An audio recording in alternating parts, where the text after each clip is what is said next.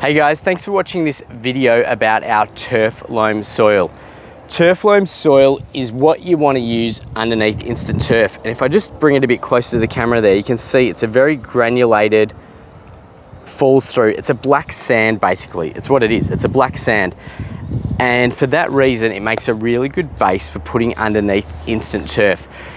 It goes down really flat, and when you're laying instant turf, you want your area to be flat, because if it's not flat, you're going to have little bumps in it and your grass will become lumpy as well.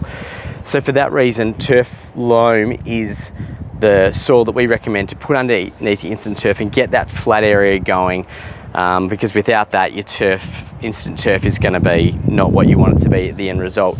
Our botanical blend soil has a bit of compost in it. That tends to decompose over time and can potentially give you a dip in your area. It may or may not happen, but it could happen. So we tend to steer people towards the turf loam to put underneath instant turf, and that's what we sell this for. We can deliver this in a 1/2 metre if you require to your house, or we can bring a 10-metre truck.